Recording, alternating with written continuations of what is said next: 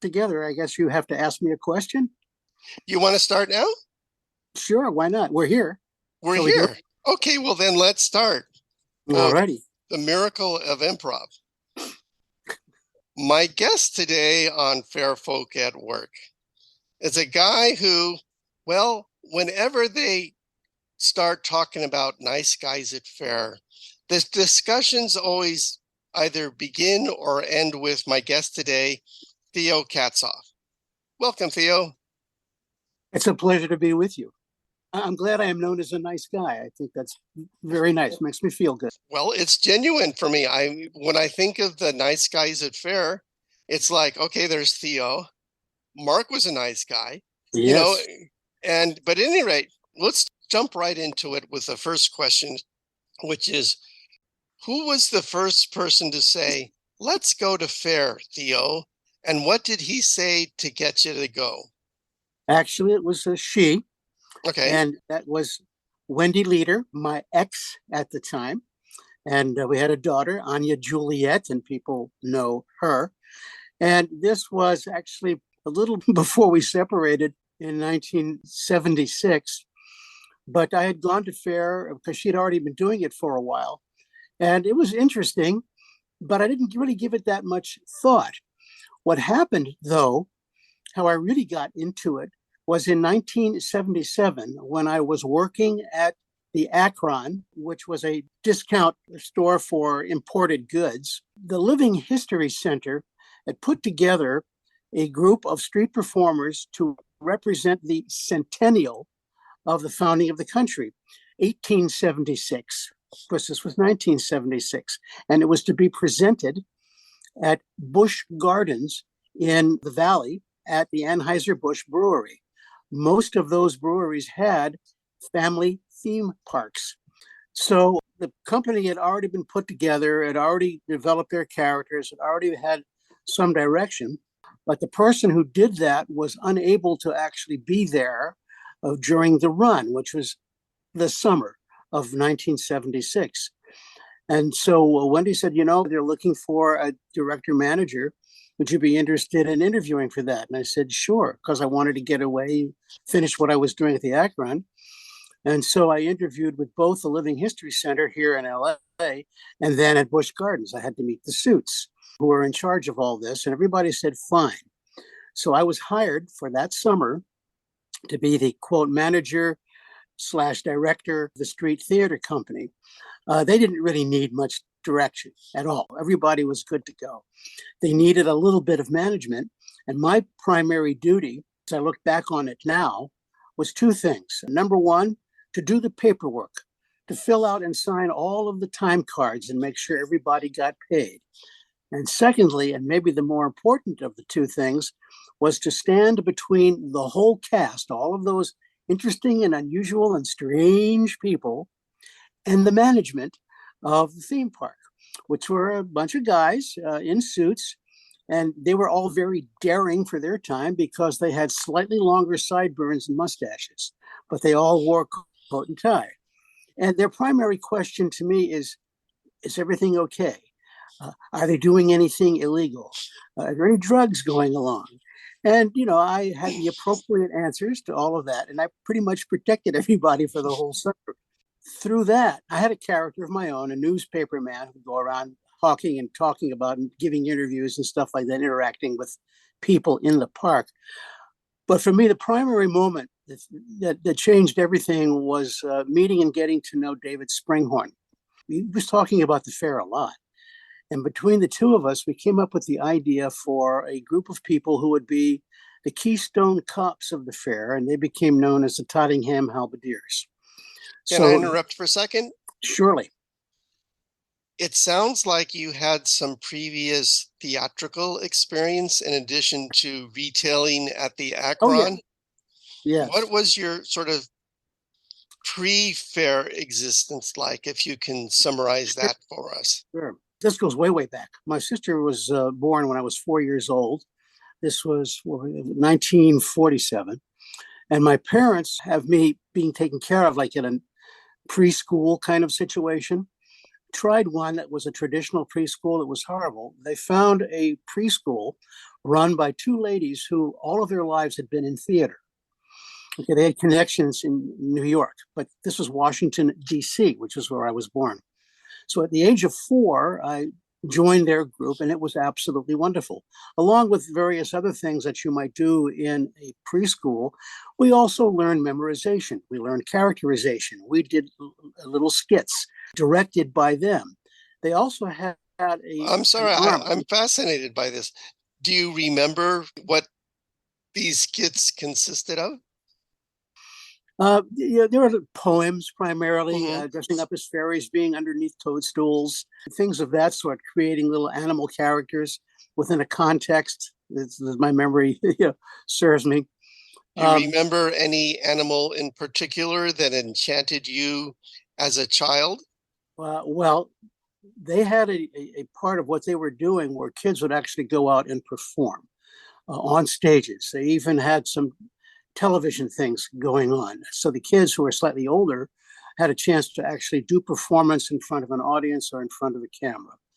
And as I got a little bit older, I really loved it, by the way. I was cast as two characters in a history, Rip Van Winkle, and I played Sir Henry Hudson and a chipmunk. So my mother made costumes. I had a Henry Hudson costume and I had a chipmunk costume. So this And was your television debut? television and stage. So even though by the time I was in regular grammar school, I had stayed with them with their drama school, learning more skills and getting more experience. When I was 9 years old, they put on the premiere performance of a children's play that was written to be performed by children, a full-length 3-act play. It's actually written up in several histories of children's theater in the United States. It was called Simon Big Ears, based on a Simple Simon legend and poem. Simple Simon, was met a pieman going to the fair. And I was double cast, played the role of Simon. So I had the lead role in this full 3-act play at the age of 9. Did many performances in big theater before full houses, quite a long run. And it was wonderful. Again, developing those skills. They still had connections with New York, and they were called up to two ladies who ran the school, and they were contacted by the gentleman who was going to be the road company manager of a major Broadway play. They needed a kid to understudy 2 children's roles.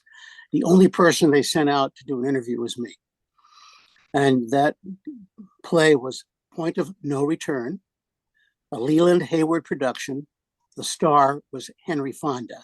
So I was okayed by the tour company manager, but he said, Mr. Fonda has to meet you and approve. So I met Mr. Fonda in his dressing room at the major theater in Washington, D.C. And he gave me a little poke in the stomach and said, he'll do. And I was hired. And it was an opportunity for us to finally leave Washington, D.C. and come out to California, which is something my father wanted to do. During World War II, he was stationed in California and he wanted to move out here. So here was our opportunity. So I spent with my mom 6 months on the road, traveling across the United States by train, performing many times, both roles, one or the other, depending on which kid was not able to be there for a particular performance. So I was on stage a lot with Henry Fonda. Got to California, San Francisco, came down to Los Angeles. The show was at the Biltmore Theater in downtown LA and ran for several weeks. At that point, my mom was approached by people who represented the Pasadena Playhouse. They were going to do a local production of the same play. And they said, would you consider Ted playing the role of the son? And the answer was, Mom said, would you like to do it? And I said, sure. So I performed at the Pasadena Playhouse in the same play. It was originally scheduled for a 3-week run. It was held over another 3 weeks for a full 6-week run. And during that time, my mother was approached again by representative of a major talent agency. And we'd like to pick up Ted and represent him. And she again asked, would you like to do this? And I said, well, sure, because it sounded like lots of fun. So I started out, it was the William Morris Agency. So I started my career in TV and film and advertising and all that with them. Well, then Morris said, we need to give you to a group of people who are specialists with kids. So I went to another talent agency, Halliburton and Butler, and I was very successful with them as a kid. I made 2 movies, a bunch of TV stuff, Playhouse 90 and things of that sort. I had a contract with CBS. Can I And ask something? Yes. Were you sort of typecast? I mean, were you the quirky boy next door, or were you the I was just a kid, so I did advertisements, with kid eating cereal, a kid eating candy bars, saying how great it was. Then I did 2 movies. One of them, which was for 20th Century Fox, was called Good Morning, Miss Dove, based upon a novel. I was what they called the second child. I was not the lead child in that, but I had major speaking role and major lines and so forth like that. Chuck Connor was the star of that one, along with a number of other people who were famous. But then I did a second film for Paramount, and that was called Storm Center, which was very brave for its time. We're talking about 1955, 56. It was about a librarian who was defending free speech, First Amendment, by keeping a book on her shelves called The Communist Dream. That leading lady was Bette Davis. I was second kid in that production, but I had a scene with her and speaking lines, and I had a one-on-one scene with Bette Davis. So those are the 2 movies that I did as an actor. Plus, as I say, Playhouse 90 and a number of other things where I was an actor, lead kid. And then I came very, very close. This was my one disappointment. Came very close to being part of television history. As you remember, I was under contract to CBS, casting for the Mary Martin production of Peter Pan. Which was designed for television. And it turned out that the director was one of the people on the original road company production of Point of No Return. So he actually got in touch with me and my mom. Would you like to audition? You don't have to do anything. Find a song to sing, because you're hired as far as we're concerned, but you have to go through the hoops. They wanted to hire me, but that show was going to be produced on NBC, and I was contracted to CBS, and CBS would not release me. So I was unable to play the role. That's right. I was going to be Michael in that. So I missed that, but at least I had the opportunity of auditioning for it and came really close. What an interesting way to grow up.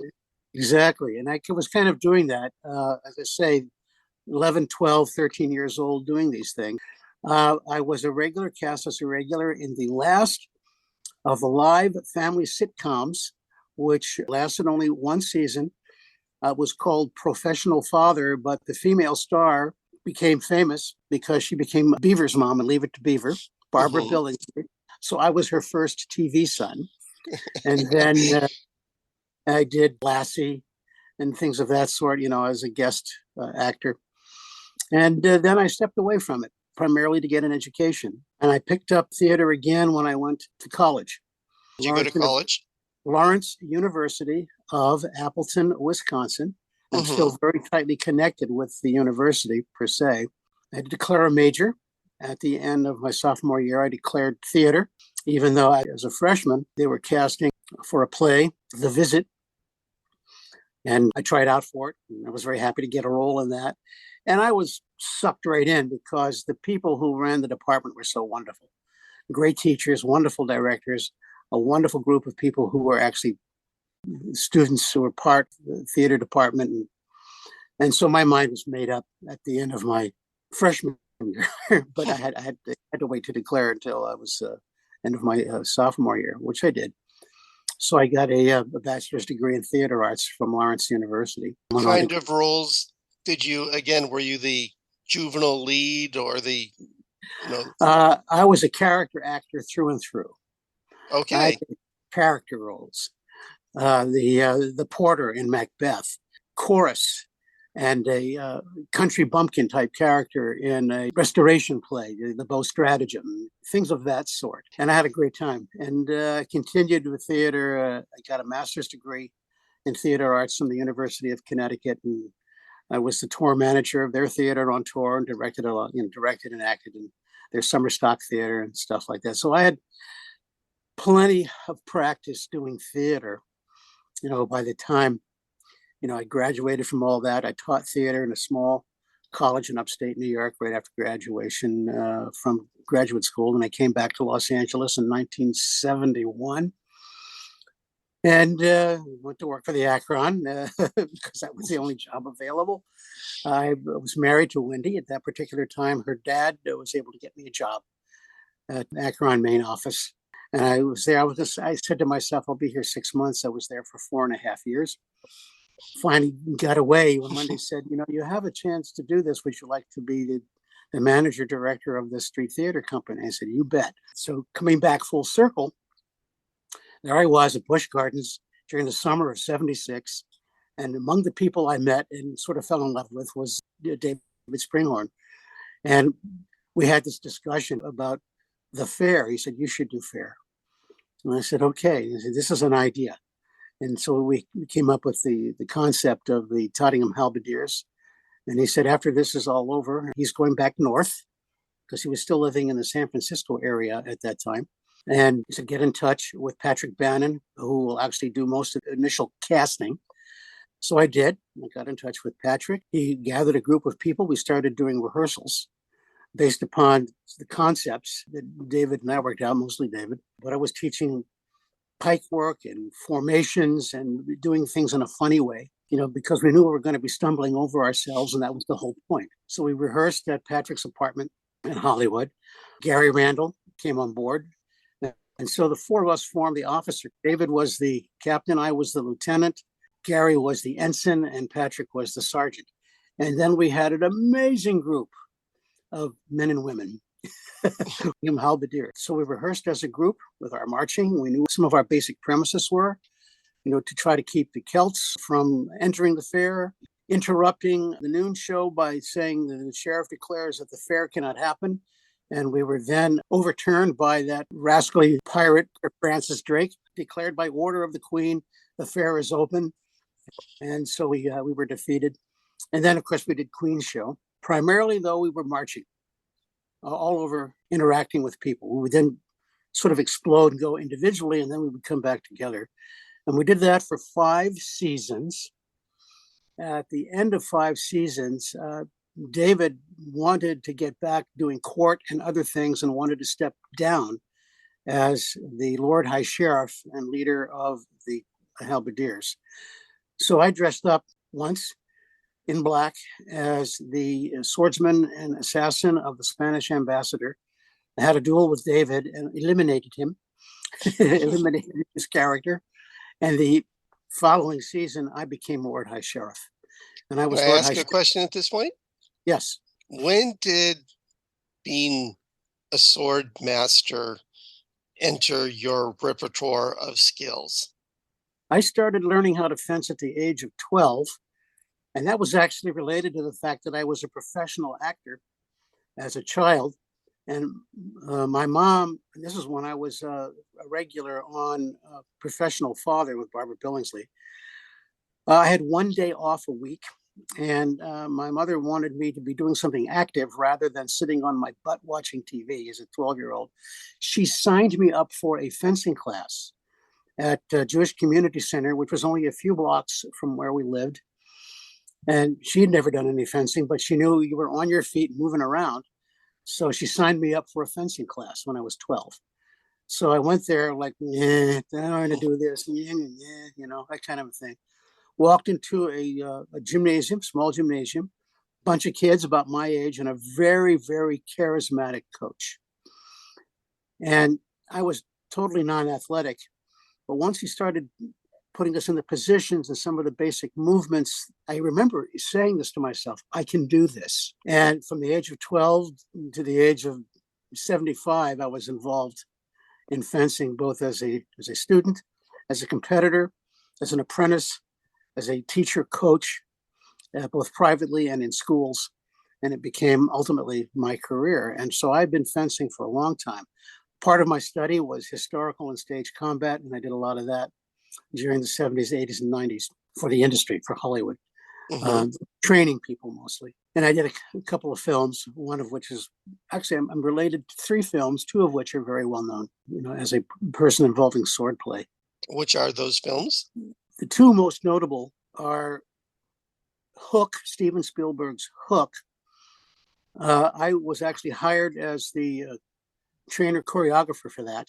I put together a team and we trained every stunt person in Hollywood. We trained the whole cast and we did all the choreography. So if you watch the fencing, the swordplay in that movie, you're seeing a lot of my work. I did that for 6 months. The other film, which is most famous, for which I have an indirect connection, is Princess Bride. My connection with Princess Bride is that I trained Christopher Guest in theatrical swordplay, and he played Count Rugen, the six-fingered man. So I trained him. And there's a film where I actually choreographed and directed the whole opening scene, though I get no screen credit for that at all, called Outrageous Fortune, with George Carlin and some Bette Midler and some other very famous people. The scene opens with a fencing class in a New York acting studio. They called me in at 5 a.m. saying, we're not too sure what to do here. I had all my people there and set the scene. And basically, I set the camera angle and did the tracking shot. And the only change that was made was that the cinematographer said, let's do it from this angle rather than that angle. It was fine. Well, then let me switch our focus a bit. The question is, what about performing at fair was different than making a movie? The difference between the fair and so many other forms of theatrical performance really involves the concept of improvisation in an environmental setting, the recreation of a specific period of time with either historical characters and or archetypes. But the main thing was improv. What we had, much like the commedia, was an outline of the characters, relationships with each other, and the kind of things we would be doing at an English country fair of the time of Queen Elizabeth I. So the environment, of course, was extremely important. And out in Agora was the perfect environment with trees and hills and pathways. And the building of the fair, the environment itself with the stalls and the booths and the stages was wonderful. And then the idea of being in the street, doing improv, not just with ourselves. So many of the workshops that we did were really involved in getting the performers to interact with the guests, the paying customers. It was a major aspect of what the fair was supposed to be, bringing all of those people into the life of the fair, using improv and relating to them. Most of us, well, maybe all of us, got really good at that, using the basic fair accent and so forth over time. It became a true living thing. The concept of living history really makes a lot of sense when you look back at what the fair was, particularly street theater. One thing I kind of remember about those days was the sense that there was always a different crowd. Yes, exactly. Being able to withdraw was a real skill because it was very easy when accosting couples, especially young couples. Okay, how far do we go with the girlfriend? Right. Keeping our eyes out for that. Older couples were wonderful. We would accost the lady, make a big fuss, kiss her hand, and the husband would invariably be grinning and sort of digging his foot into the ground. He'd be kind of shuffling around, watching, but smiling.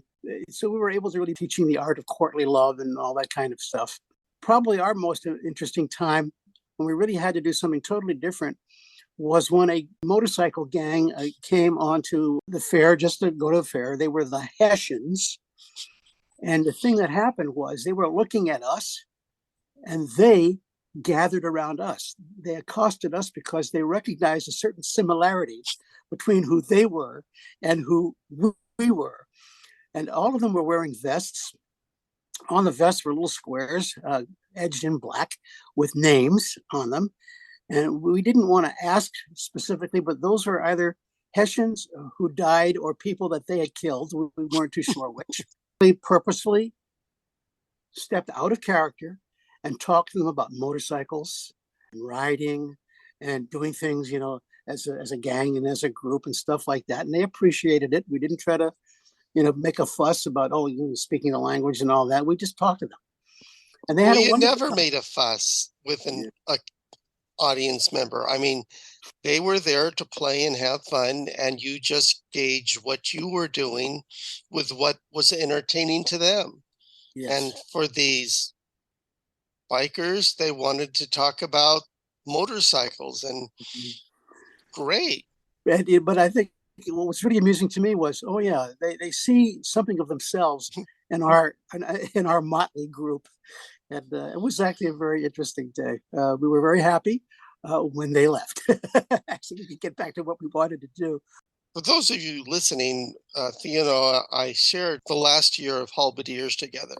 So it was interesting coming into an already established group Yeah, that, and all the bits were pretty much set by them. yeah, And there were two lessons at the Halbediers that have sort of always stayed with me in my performance kind of career. Is one is always be aware of the audience. oh yes, So when you do a Halbedier thing, David was quite insistent that you don't gather in a circle and just talk to each other and have exactly. your backs to the audience. Open up, open up. One bit that I really, really, really, really liked, and I can say really again just to emphasize how much I really liked it. I don't know if you remember this, but I was in the back in the chorus, but whenever anybody saw somebody taking a picture of us, we'd say Flemish portrait device or something, Yeah. and we'd all start mugging for the camera. Yes. But what made it, in retrospect, really a good mugging for the camera is that we all respected each other and sort of allowed everybody to assume a pose. It wasn't, I'm in the front, I'm in the front, I'm in the front, which can kind of get kind of boring after a while. We just struck a funny pose. We were very good at free form, Yes. instantaneous free form stuff. It was part of who we were and what we did, and ultimately, over time, how we trained, if you want to call it that. But that's kind of stock in trade, and you fit right in with that. But what people sort of like listen to each other in the process of the improv. And maybe I'm being naive and having a rose colored glasses kind of thing, but there were no well, aside from David, but there were no stars and in these photo opportunities, we respected each other's space to sort of shine in their way that they elected to shine. And Yeah. that was really a great lesson that you and David put forth as the ideal. Yes. And I have to admit, I learned an awful lot about improv and environmental theater from David, and also from Patrick Bannon, who's really the third person in terms of creating the Halbediers. We formed a really good team, but everybody fit so well. And because we all, as you say, respected each other and knew what was required to stand out and to make something really wonderful and to give people who came to fair a really good experience, both as a group and also as individuals when we went out into the streets as, either a single person or with two or three of us, before we gathered for a major performance. So a lot of it was really working in the street. It was great training, a tremendous amount of fun. The creativity that went on with there throughout the fair was really quite remarkable to be a part of and to observe in so many others on stage shows and in the street, from the washerwomen to the people who were hawking the food booths and the ale stands, standing out in front and using improv and concepts and ideas just to draw people, in and interacting with the people who were buying beer and bratwurst. I was talking to another person on one of these interviews. She made me realize how much the fair worked to curate that audience and the gift that it was for a performer to have an audience come in ready to play on our terms in subsequent theatrical things, I realize how hard that is to do. And the fair, for all that it was fun to complain about the fair at the time, they really did an excellent job of giving this an incredibly varied playground to play in. I give credit for a lot of that to the Pattersons and their Yes. concept for the fair, the concept of living history, being as true to the time as possible, and making sure that everyone that was hired understood this. And then, as far as the audience was concerned, the opening sequence at the front gate prepared a lot of new people for what was going to happen inside. Plus, the fact that so many people who were there were, we'll call them regulars, people who returned year after year to the fair. They already knew what was going to happen, and they jumped right in with it. But the world of the fair was really very well set by the Pattersons, and they maintained that. Well, I'm going to sort of jump in here and say I'm one of those people that likes fair these days. And what I see at fairs when I go there, people who have never heard of the Pattersons or Judy Corey or Agora are doing the same things that we were doing. Mm-hmm. I see what was the core of the fair moving forward in various ways. Let me stop talking now and start a question. One of the things I find different about, say, fair humor versus humor almost any place else is that fair humor is a lot more physical. Yeah. You can't hear a damn word that anybody's really saying on a stage. What, looking back on your very storied fair career, is your archetypical fair joke or scene? Okay, here's a couple of things. First of all, to kind of give a foundation to all of that, as you say, speaking at the fair when you're out of doors like that, you really have to know how to project and project from your diaphragm and really push the words out. So we all got pretty good at that. But one of the things that carried all of the ideas across was physical comedy or exaggerated physical action. Everything that we did had that. So that was one of the skills that we learned. During my time as Lord High Sheriff, there was one thing that I did on a regular basis called the Tyburn Parade or the Tyburn Procession. And there was a man, and I wish I could remember the actor's name. He was absolutely wonderful, who had been arrested and was going to be hung at the Tyburn tree, which was a major part of the fair in front of the Green Man Inn, lots of people there. But what we did was we paraded through the fair at all the intersections, and we would stop. He and I would banter back and forth, trading insults with each other. He was in the cart, and I was on the ground. I was looking up at him, and we would trade the most egregious insults, usually to great laughter and some applause as well. And then we got to the Tyburn tree. We had him on the bales. We had a rope around his neck. And a messenger comes in saying that the Queen has forgiven everybody of a crime for this day only. And so he is absolved. And I was very disappointed because I didn't get a chance to hang him. But walking Do you remember through, any insults that resonate or always got a laugh? a great deal had to do with the two of us pointing out to each other our resemblance to the south end of certain animals. I see. and all the things that were involved in that aspect of it as well. But that was one of the things I really loved doing. The Noon Show and the Queen Show, I played the sheriff's part, and on Queen Show, I had to choreograph the duel with the Spanish ambassador swordsman. That was Jeffrey Dunn, who was just wonderful. He was marvelous in that. Until my final year, my final season, which was 1986. So I was 10 seasons with the Agora Fair. And then when Kevin Patterson created Heart of the Forest Fair, which was near Santa Barbara, I did 3 seasons there, again as Sir John, but mostly in the street. And then he closed that down because he wasn't getting the people to make enough money to stay open. And then a few years after that, I went to Simi Valley, where they had started the Nottingham Festival, A lot of old fair hands were part of that.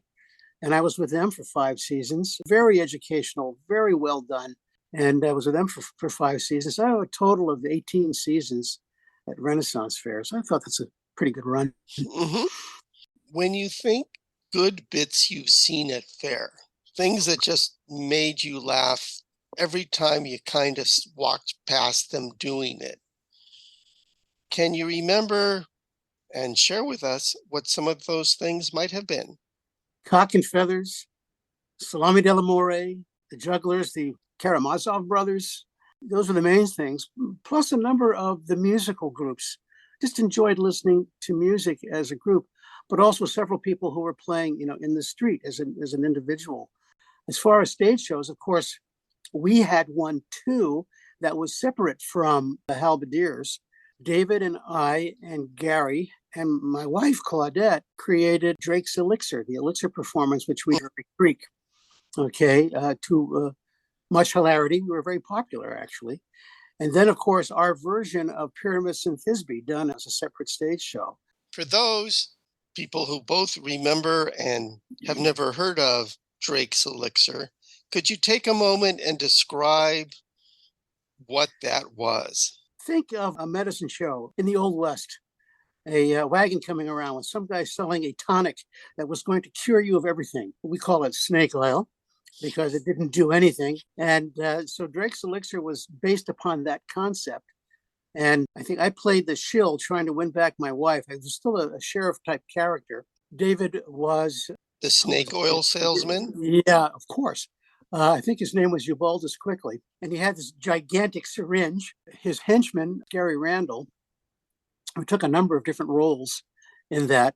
And the whole thing was selling this elixir to my character. And we did a number of really, very funny and very physical things on stage using this gigantic syringe. Do you Again, remember a favorite bit that no matter what would always get a laugh? we had a piece of cloth, full size, like a sheet, on which was drawn the body of a pirate. There were holes at the top of the sheet for faces to stick out of. So David was the pirate character, and on his shoulder was a parrot, and the face of the parrot was Gary, sticking his face there. And they had a little thing about where the ingredients came from or whatever, sailing around the world, this kind of thing. That was one of the great bits in that. Then we had a bit, and I can't remember the segue into that, but we did a thing about what we called Welsh dancing. Oh, yes. Remember Welsh dancing? A I circle. do.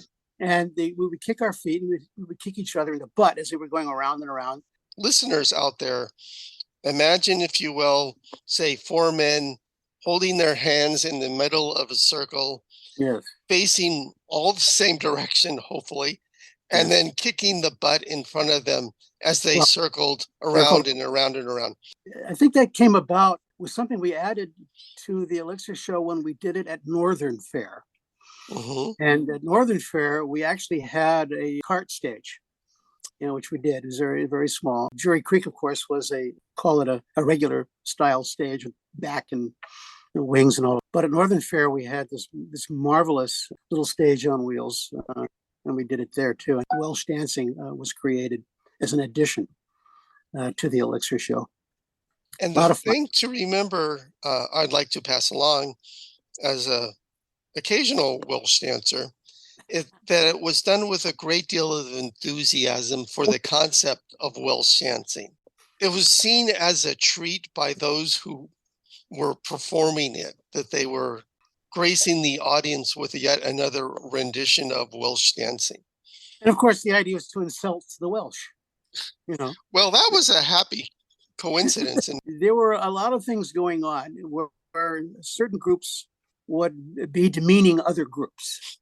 Okay, there was a lot of that, especially the Celts. But they were dangerous, the Celts. We really loved them. They had long, pointy sticks. Yes, and swords and axes. And there they were. They were 6 feet tall. They were 250 pounds. They had hair all over them and a gigantic axe. And my God, you should have seen the men. I mean, it was that kind of thing. I used to, as sheriff, I used to go and have lunch with them on occasion. I was always welcome there. Had a great time with them at their camp. Well, let me again say for those of you who had never seen Theo on stage, he's rather short. Among towering Celt people, you could cower and be obsequious and insulting all at the same time in a very entertaining way. And that was kind of your fair persona. Am I correct in that? Yeah. And I used the Celts in their camp became a stage. And I would do things with the court too. I mean, historically, if you want to call it that, my character, who is an archetype, which means he never truly existed, Sir John de Vere. Okay, you have to realize that the de Vere name was the family name of the Earls of Oxford. There was a current Earl of Oxford as part of Elizabeth's court at that particular time. David created Sir John as revenge against the actor who was portraying the current Earl of Oxford because they didn't like each other. So he created me to be a thorn in the side of this guy, kind of an insult. I had to go with that because I had no idea. I had to do a lot of research.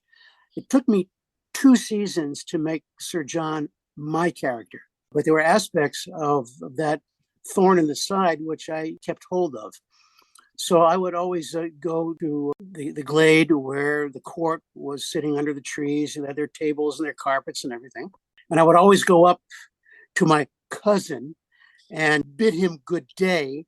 Oh, and the wonderful scowl on his face was just great. I would just, make a whole deal about being his cousin and part of the family, even though I could have been described as an indiscretion by someone in the de Vere family. You projected sort of this obsequious toadiness with a stinger tail. Yes, I used to show up at their prayer meetings. Good Lord. They were all on their knees, and I would come in and I would get on my knees. But what I would do is I would whisper and talk and say things to people around me until I can't remember, Lady so-and-so, she had this wonderful stick. She would come by and rat me to get me to stop, make a little game out of going to church. That was so much fun. I think this is a good time to mention Louisa Puig. Oh, she is my queen. She will always be my queen. When I first arrived at Fair, Peg Long was the queen, and we became good friends. And I played well off of her. She was great. But once Louisa became queen physically, spiritually, acting wise, I regarded her as perfect, just visually perfect, as Queen Elizabeth I. Again, slender, slight person, small like me, but a immensely powerful presence. Yes. And she could project like crazy and still maintain a lightness of tone, which Peg couldn't. Peg's voice got kind of deeper when she projected, but Louisa always had that light tone appropriate for the character. What I remember most about Louisa was her total focus on you as a fellow performer. Yeah, very professional. And Mark and I were bumbling peasants, and she could take anything we gave her and she would find a way to resolve it, make it funny, and then get us off stage to the next thing. I mean, she just had this ability to make a scene work theatrically and make you feel that she had listened. And when she was with you, she was totally focused on that bit. You always felt that you were contributing something to the short scene with her. And she really worked very well doing that. She's very inclusive in that, but she also knew how to bring it to a close. Yes. And that's a very important skill too. And you went away bowing and scraping, feeling really good. I just enjoyed working with her so much, particularly the end of the Queen show where I won the duel against the Spanish ambassador's swordsman without killing anybody. And I was rewarded by her. Mm-hmm. And she asked me a little bit about, I said, who are you? I'm Sir John de Vere. And she gave me a look and said, I'm on the left-handed side of the family, Your Majesty. And she had this wonderful all-knowing look, knowing that I was portraying a bastard. I enjoyed that so much, that one-on-one opportunity, with her. Though I do remember at the opening of Queen's Show, before anybody was there, you'd come to the stage, if you're in the audience, and you'd see the banner with the lilies and lions. And in front of the banner was this large chair, which was to act as her throne chair. And I developed a bit with J. Paul Moore, who was the Lord High Mayor, is that before anything happened, I would be looking around at the stage. I was just there as if I'd somehow gotten lost and found my way on the stage. And there was this chair, so I sat down in it and I fell asleep. So there I was, asleep. J. Paul would then come out to make everything ready for the Queen to come to town.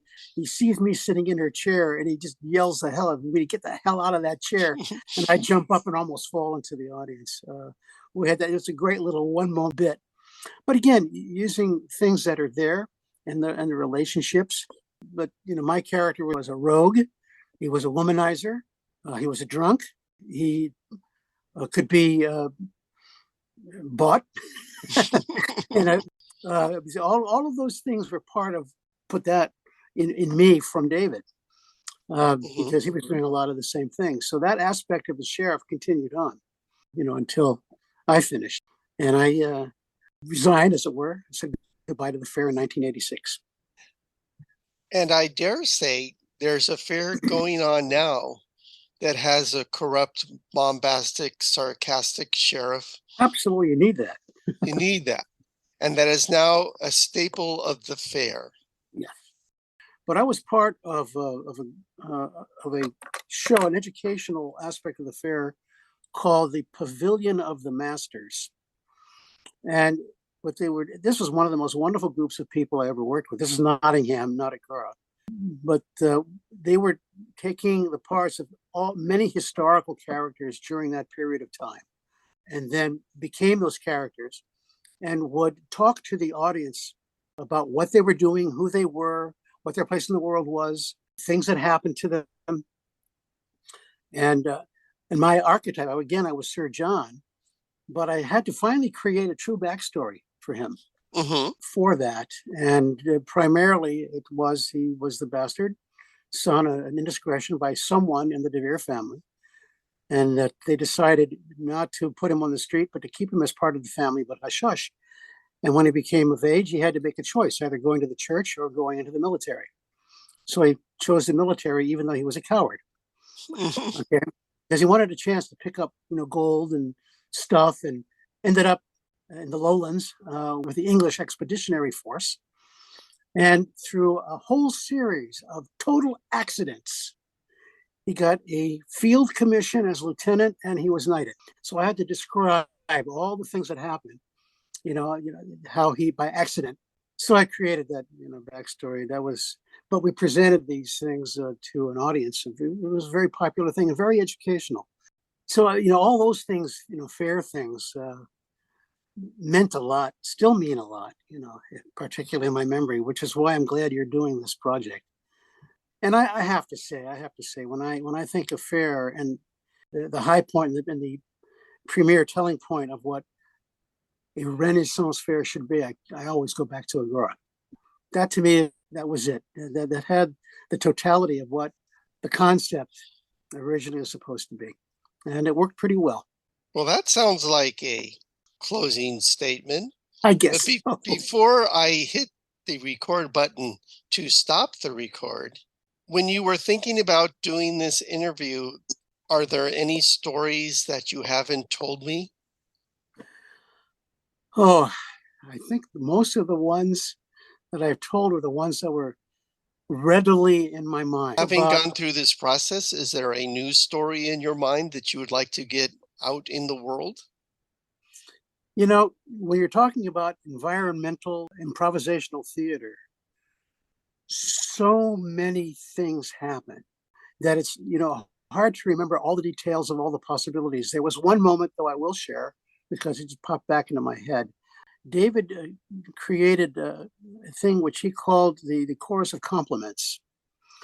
And he and I and one of the members of the court, again, a gentleman whose name I can't remember, would go out and accost a pretty young woman, a guest at the fair.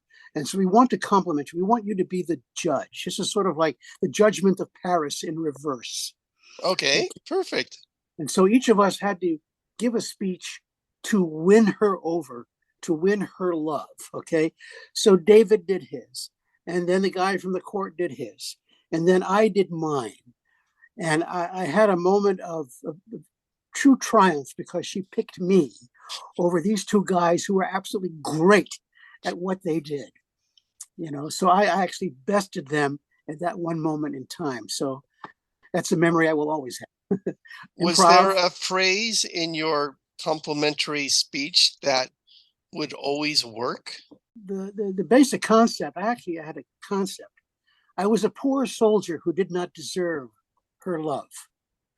But, Mm-hmm. and then you go from there. I'm just a poor soldier, not like these guys, here you have this noble and this guy is, he's doing important things. And I'm just a poor soldier.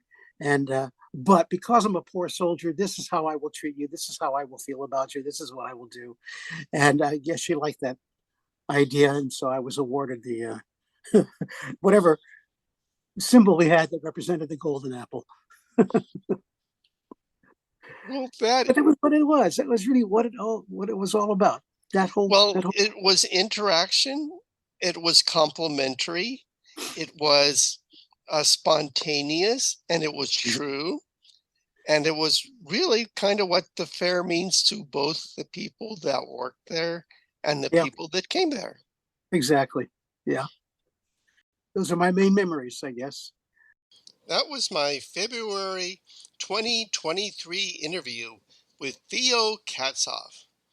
If you'd like me to pass along any comments to Theo, you can send them to me at djng@earthlink.net.